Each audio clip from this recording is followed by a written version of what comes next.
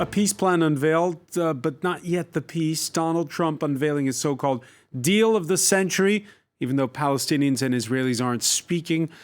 Timing is everything for a U.S. president who's running for re-election while under impeachment, and an Israeli prime minister who's also running for re-election while under indictment. We'll ask about the plan, with what's inside of it, and the reaction of the Palestinians who've convened a rare meeting between Fatah, Hamas, and the militant group Islamic Jihad, unable to agree on the staging of long overdue elections there.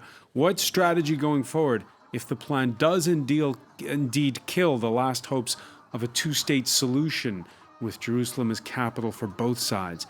If it's a call to arms, will it play into the hands of an Israeli prime minister who earlier this Tuesday gave up on fighting for parliamentary immunity from corruption charges? Reminder, Netanyahu is trying to break the political deadlock that's got Israelis heading to the polls next month for an unprecedented third snap general election in under a year. Will Donald Trump's deal be a vote-getter? Today in the France 24 debate, we're looking at Trump's deal of the century. Joining us, Gil Mahaley, editor-in-chief of Causeur.fr. How are you, sir? Great, thank you. Also with us, Palestinian legal scholar Asil Al-Dik. Welcome to the show. Thank you. Associate researcher and contemporary Arab world history chair at the prestigious Collège de France, Hannah Jaber is with us. Hello. Thank you for being with us. The France 24 debate on Facebook and Twitter, the hashtag is F24debate. Yeah, Donald Trump had put his son-in-law, Jared Kushner, in charge of a plan he says he'd been working on since day one.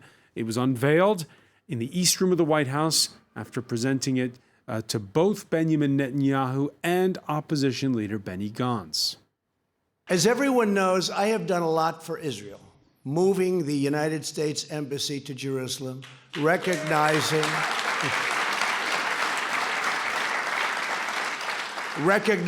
the Golan Heights, and frankly, perhaps most importantly, getting out of the terrible Iran nuclear deal.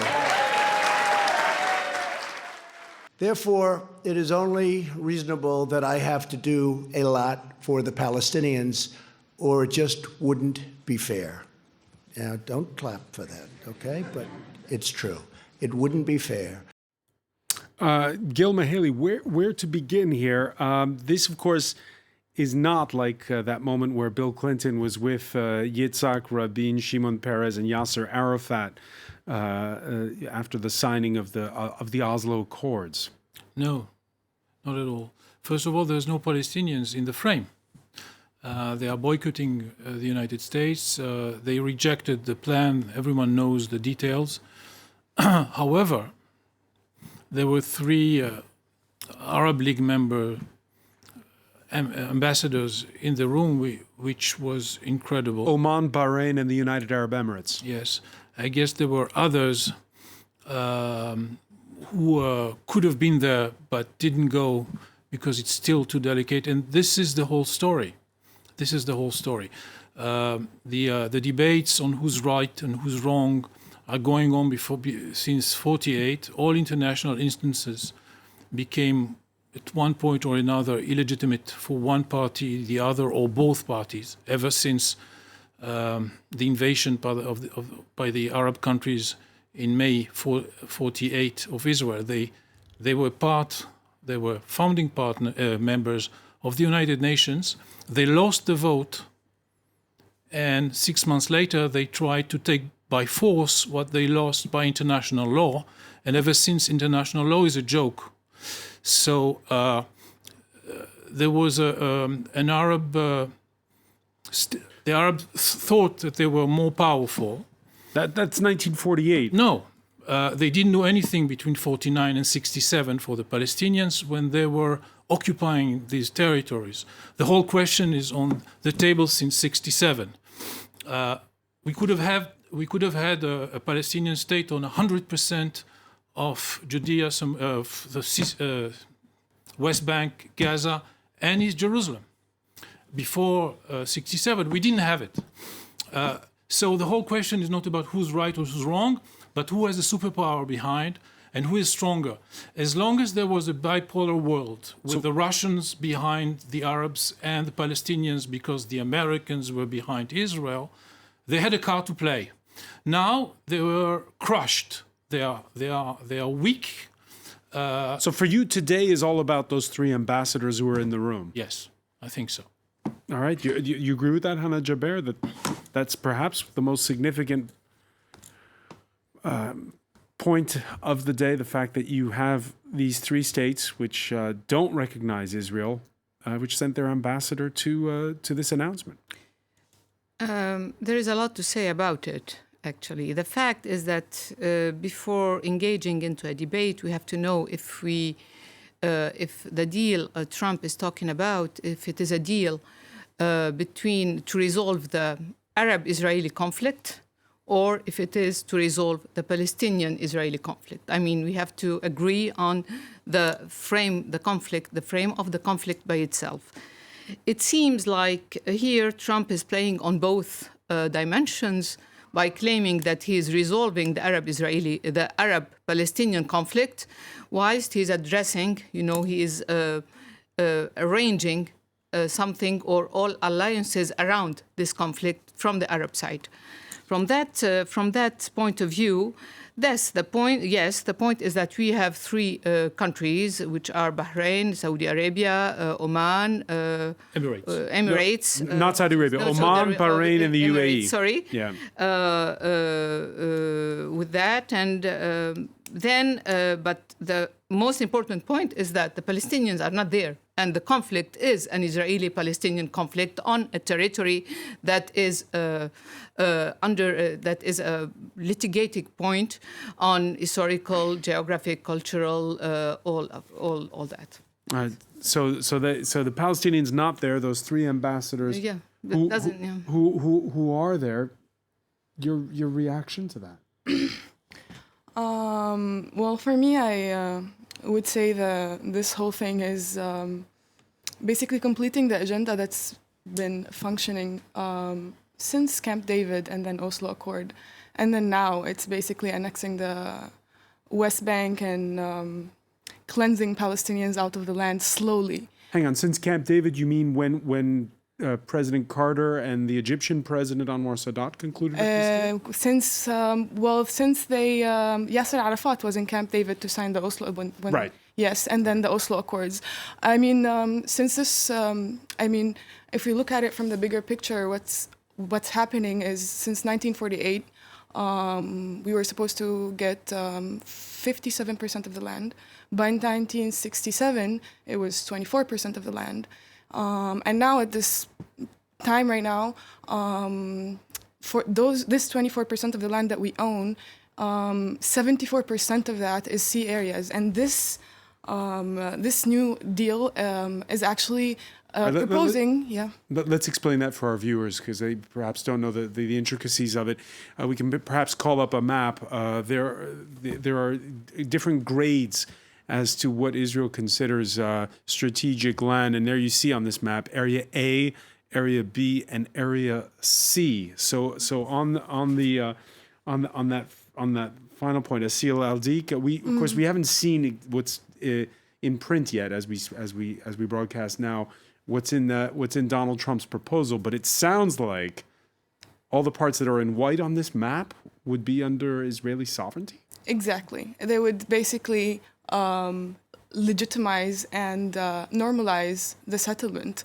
Yes, we don't really know much about it. They're still introducing it right now, but there has been some talks ever since Trump came into the office about this, wanting to find a solution for the Palestinian-Israeli conflict, or actually more properly the occupation. And in particular, if you look, the Jordan Valley, which is to the east of that map, the Israeli Prime Minister talking up that point in his remarks. For too long, far too long, the very heart of the land of Israel, where our patriarchs prayed, our prophets preached, and our kings ruled, has been outrageously branded as illegally occupied territory. Well, today, Mr. President, you are puncturing this big lie. You are recognizing Israel's sovereignty over all the Jewish communities in Judea and Samaria, large and small alike. Hannah Jaber, explain to us, for our viewers, why this issue of the Jordan Valley is so important. It's a de facto occupation. It's a de facto presence, Israeli presence on a Jordanian land. It's just as simple as that. It's Jordanian land on both sides of the river? In a part, yes. In partly, yes. It's a complicated issue, and part of it is a kind of lip service to Israel that has been agreed on by 1994. So what kind of a reaction can we expect from the King of Jordan? On that point, we cannot expect anything. It's just a kind of de facto occupation and de facto presence. That's it. And that leads me to the point that my colleague was raising, is that that deal is the translation on the ground of the power relations in that area, and it is the accomplishment of the translation also of the great power of Israel on military power. It has to be translated into gains, and that deal is let's say the price of that Israel won by that deal, which is not a concluded deal. It's an idea of a solution of a deal. One has to be very aware of the fact that it has been sold as a deal that has been materialized, but it's not materialized yet. It's just the idea, a proposal, an idea, a program, a project, or whatever, but it has not been agreed by anyone. Huh? Gil Mihaly, one point, Donald Trump's remarks, they will confuse people who don't follow Mideast developments, the minutiae of them. He talks about the United States recognizing Israel's sovereignty over Jerusalem and recognizing East Jerusalem as the capital for a future Palestinian state. So concretely, how would it work? Well, he said the same thing about when they moved the embassy. He said, I'm moving the embassy to Jerusalem, but it's in Israeli Jerusalem, in the inside the Green Line. And he said at the same time, people tend to forget it because they think he only gave things to Israel, but he said at the same time that the final status of Jerusalem should be decided in a negotiation between Israelis and Palestinians. So does that mean he believes that East Jerusalem will not be under the sovereignty of Israel? Yes.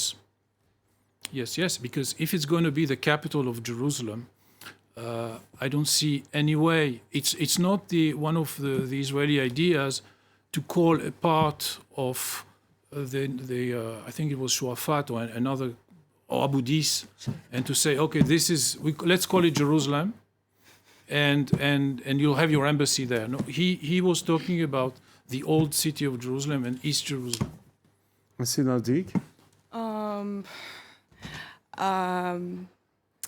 I don't know how to respond to that because, I mean, he's clearly talking about annexing OC areas. Yes, of course. So, he asked about Jerusalem. No, I was asking about Jerusalem. Jerusalem itself. Okay, Jerusalem. I mean, under Oslo Accords that we signed, Jerusalem is for us. So the moving of the embassy is actually contradicting previous international UN resolutions and international law, and as well as this deal. This deal is basically against international law and against previous UN resolutions that give self-determination to Palestinians, the right of return.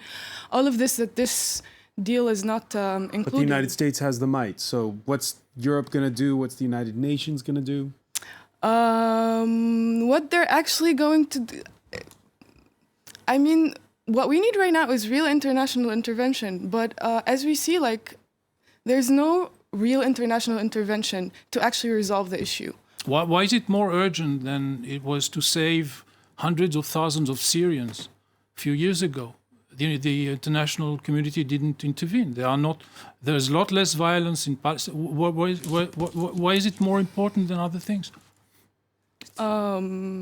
She's not saying that it is more important. She's saying that it is important. But it means that when we talk about international law, and it doesn't mean anything actually. As I said before, when Palestinians and their, at the time, Arab allies thought that they can take all of Palestine by force, they ignored United Nations resolution of November 29th, 47, and they invaded Israel. And why didn't Palestinians make an intifada against Egypt and Jordan before 67? Why didn't they ask anything? Why they always ask for what is under Israeli control, and when it's under Arab control, it's neither occupation nor is it any interested for them. They were willing to become Egyptian citizens and Jordanian citizens. It doesn't make any sense. All right, but that was then. This is now. No, I'm just saying that all those who are taking, where is international law? Where is our international standards? I'm saying where exactly? Where are they? When we come back, we're going to look at how it's going to play out regionally. Staying with us here, watching the France 24 debate.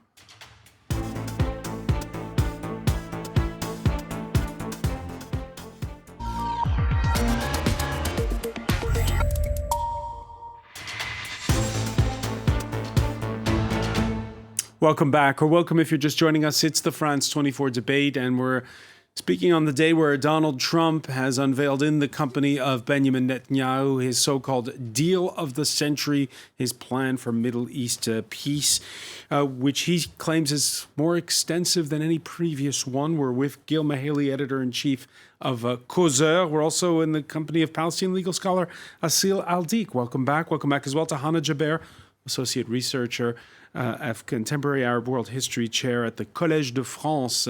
Thank you for being with us. So we had Netanyahu in the company of Donald Trump. The previous day, there was the leader of the opposition. It's the run-up to an election in Israel. Previous peace plans have divided Israel's mainstream. Not this one, though. The president's peace plan is a significant and historic milestone indeed. Immediately after the election, I will work towards implementing it from within a stable, functioning Israeli government in tandem with the other countries in our region. And now he's speaking on Monday.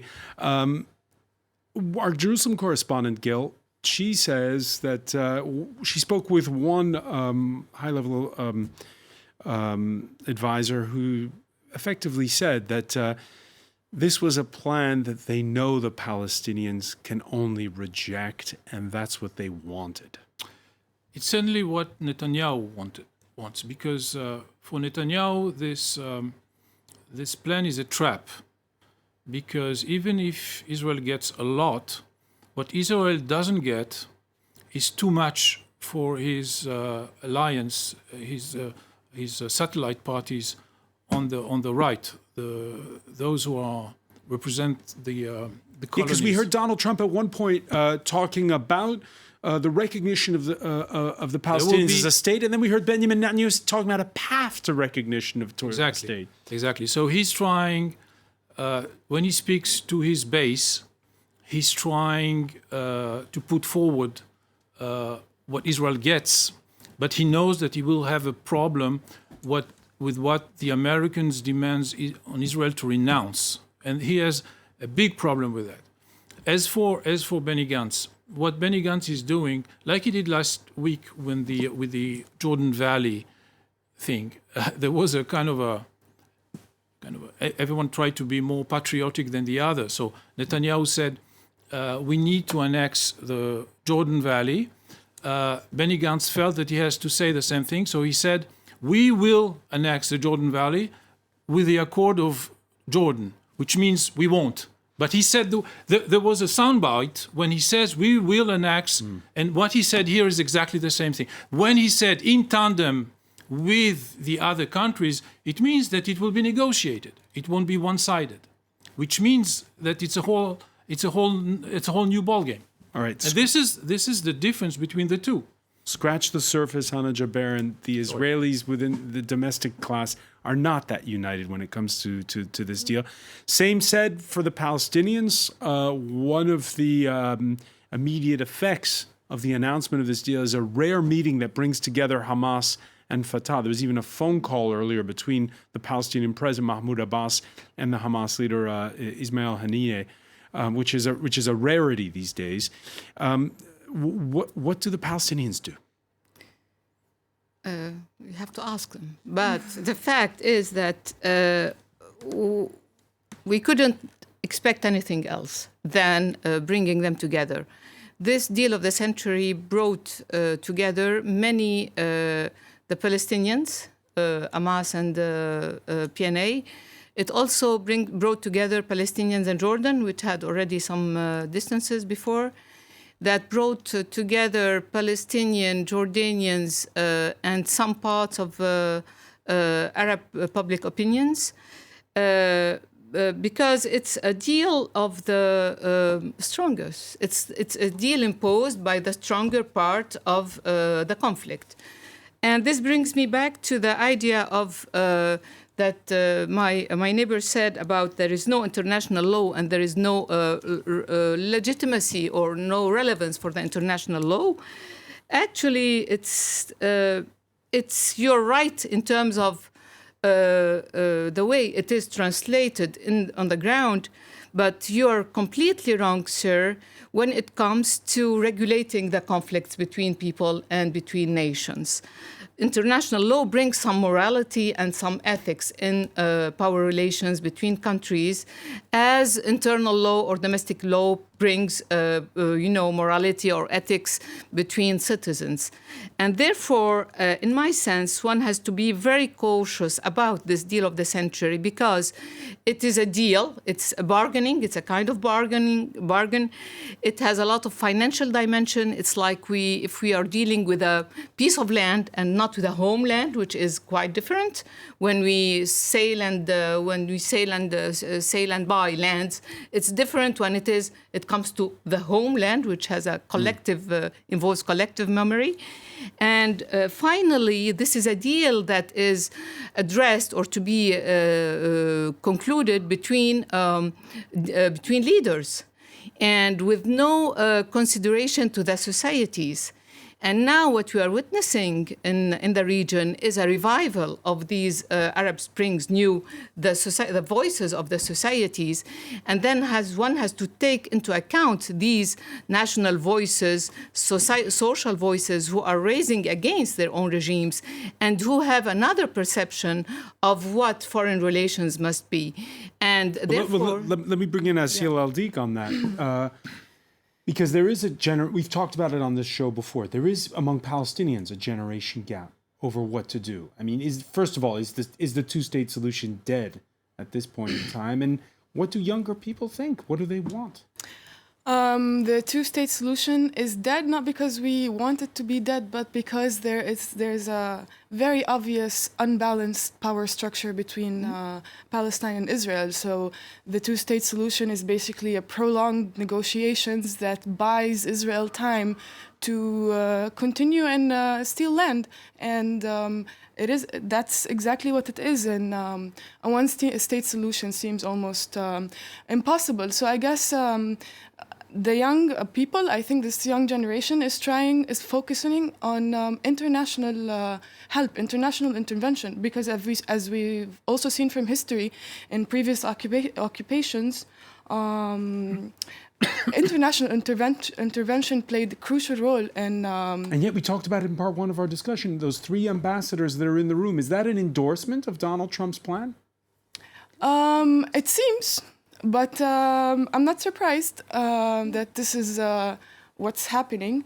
And I mean, this deal is not surprising at all also. It's a continuation of what's been happening. The same set of economical structures and this money that they're going to give to build Palestine has also been there when Salam Fayyad came, when this plan of neoliberal economy in Palestine came. It all a decade failed. Ago. Yes, exactly. And what this done is basically it made the Palestinian society and economy and government just reliant on aid. And it did not develop, it did not hire the unemployment rate or anything like this. And this is just the same thing, basically minimizing the percentage of the territory, saying they're going to do the same thing, and then prolonging the negotiations, and we're not really getting anywhere. All right. On Monday, in the company of the Israeli Prime Minister, Donald Trump stopped well short of characterizing this agreement as a done deal. But he did claim regional backing for the initiative. I will say many of the Arab nations have agreed to it. They like it. They think it's great. They think it's a big start. I think it's a big start, too. I think it's a fantastic thing if we can pull it off. Do Arab states think it's great? Let's go to Riyadh. Salman al-Ansari is founder and president of the Saudi American Public Relations Affairs Committee. Thank you for joining us here in the France 24 debate.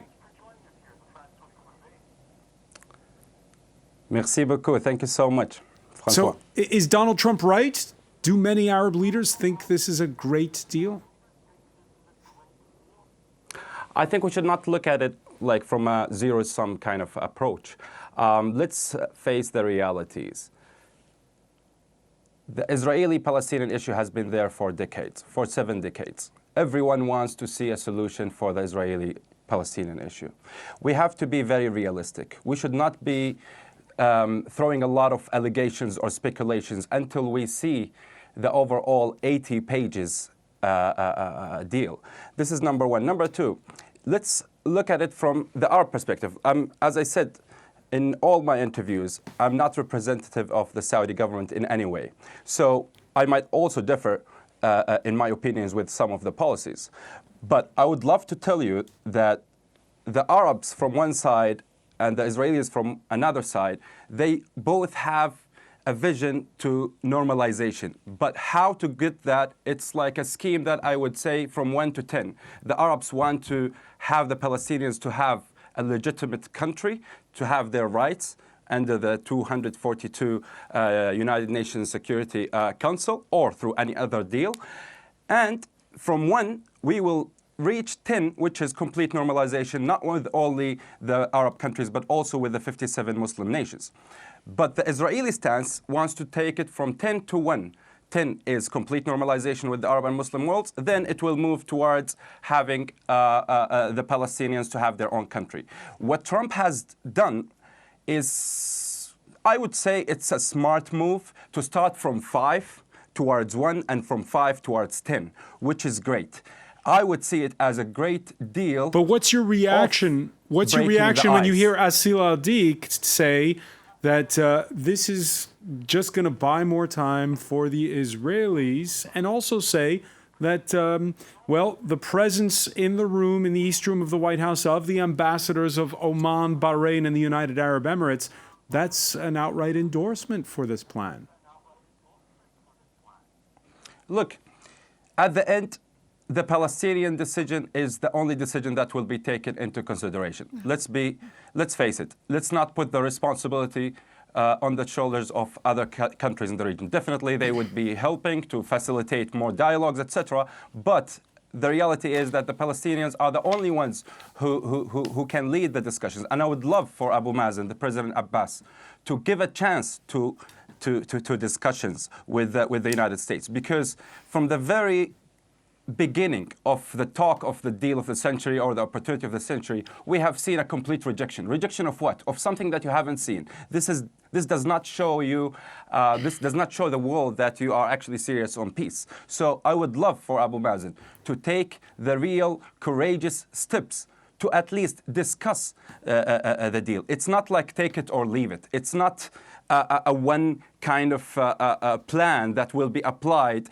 disregarding the interest and the opinions of the leaders in Palestine. So I would love to not speculate a lot. I would love the Palestinians to take the lead on showing to the world that they are not only a nation that wants to go for confrontation, but also to be courageous enough to have a seat on the discussion plan to have a lasting peace between the Palestinians and Israelis. Everyone is fed up. Let me just ask Asil on this point. Let me just ask Asil.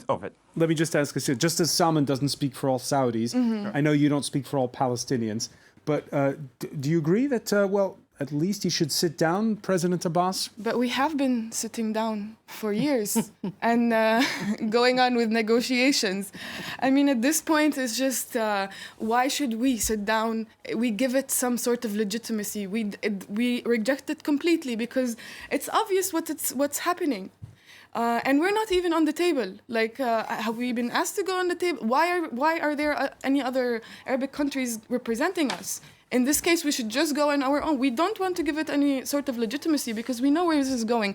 And we cannot say that Palestinians did not show an initiation of peace because they have been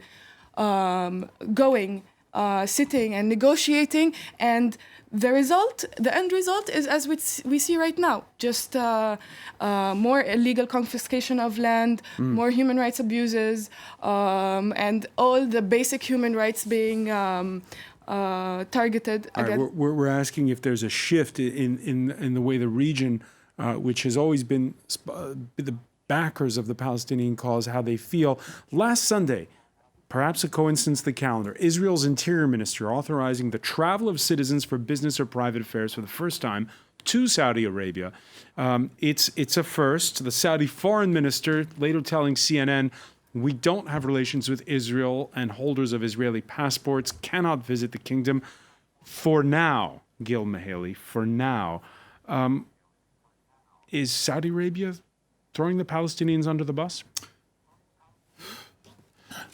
What the gentleman just said means that practically he doesn't represent the Saudi Arabia, but he knows what's going on there. And what he was saying is that they are aboard. So there were 3 in the White House, and there were quite a few others maybe on the lawn outside because they didn't want to be in the frame.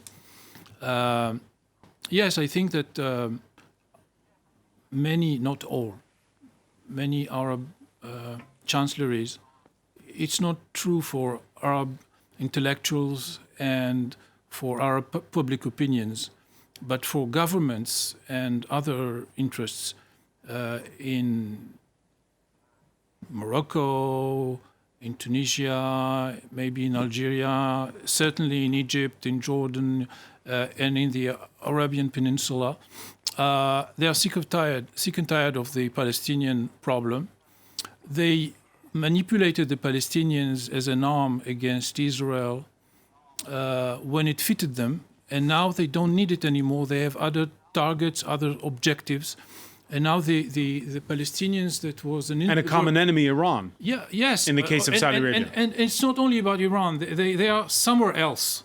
We don't have Nasser anymore, who is inventing a Shukari and inventing a PLO in order to throw them at Israel's face because he wanted this and that. We have another Egyptian officer on controlling Egypt. He has another agenda. He doesn't need the Palestinians anymore. The problem is that when the Palestinians were sitting on the shoulder of the Arab people, they thought that they are 1.80 meters when they were 30 centimeters. And now they discover that they are 30 centimeters. And probably, they should have said yes in 2000 for something which is twice as more as what they get now. And unless they will get much stronger and quick, maybe in 5 years they will not even get that. Hannah Jaber, do you agree? Actually, I feel really a little bit annoyed by that. By the way you are talking, saying about a society or a whole population that they were feeling like 180 meters and now they are only 35 centimeters. It is exactly the same discourse that regimes and dictatorships in the Arab world have been using regarding their own population. And I hope that this will not happen to other societies. The population, the Palestinians are a full part of Palestine. It's their land, it's their culture, it's there where they historically lived.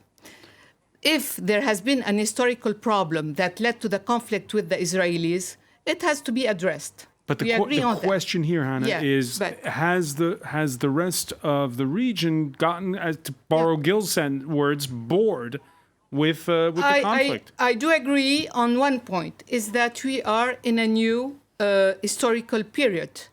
Then the page of the 70s is now completely behind us. But what we have with that package that is in that period now, we have the societies and the public opinions. These societies and public opinions have not said their final words now.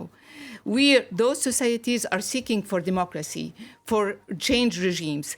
In the Gulf countries, most of the regimes who are backing that deal are regimes who are seeking for legitimacy, for political legitimacy, American or international legitimacy, against eventual contestations in their own society. You're saying that's going to change the conversation. Yes, yeah. And I just wanted to say that this is exactly what I was trying to say when I said that I talked about chancelleries, about governments, yeah. and not intellectual, and not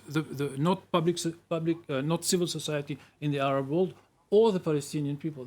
I'm talking about the way governments analyze the situation. We're almost out of time. I fully agree with you about what's happening in Arab societies. Okay. Because we're running short on time.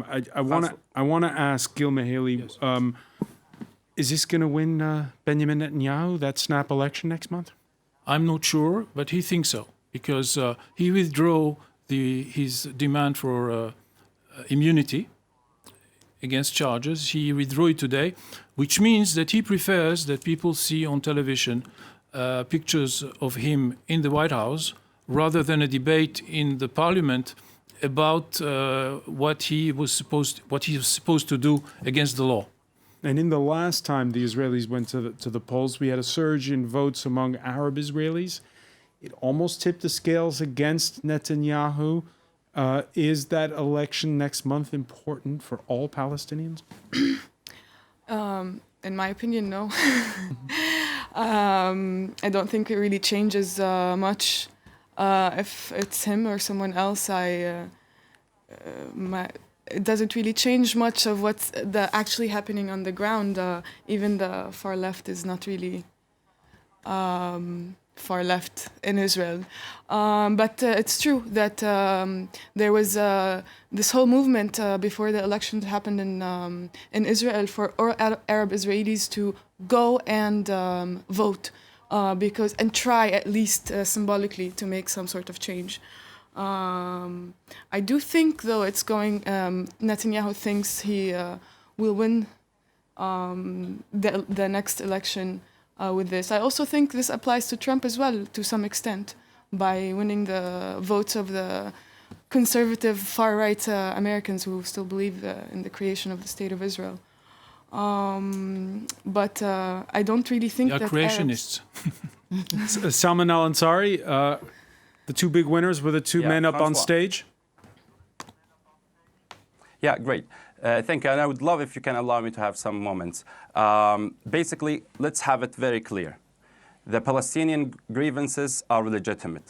The Israeli security concerns are legitimate. Let's find a way in the middle to get peace between two nations. It's very important to look at it from a pragmatic point of view, not from an emotional point of view. Let's also speak about something else that your guests have alluded and spoke about. We in the region, everything has changed. The region used to have three hats. The first hat was in the 50s and 60s, Arab nationalism. The second hat was in the 70s and 80s up till recently, the Islamist hat. Right now, we have the pragmatic national hat. So when it comes to people who would be speaking about what's the opinion of the intellectual, what's the opinion of the public opinion, let me be very frank. The public opinion is in complete support of having an end to the Israeli-Palestinian issue. But we are getting a lot of rumors and a lot of media campaigns from radical extremists, specifically from the Turkish and Qatari and the Iranian part that wants to that's opening up another debate. Unfortunately, the cause of the Palestinian. of the Palestinian people. Salman, unfortunately, we're running short on time, but I want to thank you so much for joining us from Riyadh. We're caught by the clock. Salman Al-Ansari there. I want to thank as well Hannah Jaber, Gil Naheli, Asil Al-Dik. Thank you for joining us. Stay with us. Media Watch is next.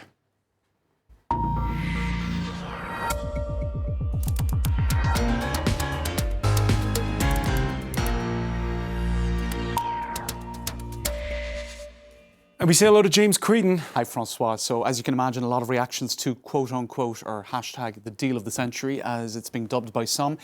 Hala Jaber saying it's a terrible moment in history when an impeached American president and an indicted Israeli prime minister, both responsible for much of the turmoil in the region, stand in front of the world, no relation, pontificating and pretending they're men of peace. So that's the tone and tenor of a certain amount of the comment online. Deep scepticism. Simple reality, writes Omar Badar, when Trump and Netanyahu say Israel must have sovereignty in the Jordan Valley, this means that Palestinians will be surrounded by Israel from every direction. This is not a Palestinian state. This is an open-air prison, and that very charged word of apartheid being used there. There are no Palestinians at this press conference, writes another commentator. No Palestinians were invited to the White House meeting about the plan. No Palestinian leaders were involved in the process that led to this plan. This whole thing was designed to support the project of endless occupation. Now, others saying that there were invitations extended to the Palestinian side, but this is a quote from Mahmoud Abbas. They called me from Washington and I did not pick up the phone. I said no, and I will continue to say no. Resistance must be escalated at all points of friction. All young people must be encouraged. And strong words of criticism for Donald Trump there, a son of a dog. This map is very generously shaded to give the appearance of contiguity. 100% final map will appear closer to archipelago map on the right. In other words, how viable will this state be? There was talk also of high-speed rail links and whatnot that could perhaps facilitate but not tunnels. Right. One would hope not. To another charged word. Well, there you go. I suppose infrastructure links. Now, these are images that are being shared of Palestinians who are protesting, burning pictures of Donald Trump, and a comparison here by this Twitter user saying that people are unhappy with the idea of squeezing twice the population of tiny Rhode Island in the northeast United States into 1/7 of its size, and 3 times the population of Delaware into the size of Delaware. In other words, this is a pretty Gaza on the West Bank. Exactly. And of course, perhaps I'm giving an unfair balance to tweets that are critical, but I think really it's a reflection of what is coming up using those hashtags. It is more critical comment than complimentary, but there are those, of course, who also see this as a positive step forward, those who would be supporters of Likud, Netanyahu, Donald Trump, and others. We are witnessing history in the making, writes one such Twitter user. All right, many thanks for that, James Creedon. I want to thank our panel once again. Thank you for joining us here in the France 24 debate.